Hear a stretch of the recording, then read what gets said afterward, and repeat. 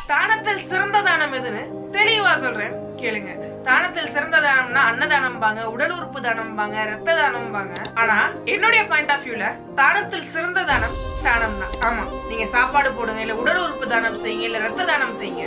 ஆனா தானம் செய்யணும்னு நீங்க நினைக்கிறீங்க இல்லையா, அதுவே சிறந்ததுதான். ஐயோ அவங்க ஊருக்கே சாப்பாடு போடுறாங்கன்னா நான் வெறும் 10 பேத்துக்கு தான் சாப்பாடு போடுறேன்னு நீங்க நினைச்சீங்கன்னா உங்கள்கிட்ட இருக்க விஷயத்த நீங்க கொடுக்கணும்னு நினைக்கிறீங்கல்ல, அந்த மனசும் அந்த தானமும் சிறந்த தானம் தான். அப்படி உங்கள்கிட்ட கொடுக்கறதுக்கு எதுவுமே இல்லைன்னு வச்சுங்களேன், வெறும் அன்பை மட்டும் தானம் செய்யுங்க, அதுவே போதும். ஏன்னா இங்க இருக்கிற நிறைய பேத்துக்கு சாப்பாடு இருக்கு, ரத்தம் கூட இருக்குது, ஆனா அன்பு தானே கிடைக்கவே மாட்டேங்குது. ஸோ அன்பை மட்டுமா தானம் செய்யுங்க, அதுவே சிறந்த தானம் தான். நீங்க அன்பையோ இல்லை ஏதோ ஒரு பொருள் கொடுத்தீங்கன்னா அதை வாங்கிக்கிறவங்க முகத்துல இருந்து ஒரு மகிழ்ச்சி இருக்குல்ல, அந்த மகிழ்ச்சி சிறந்தது.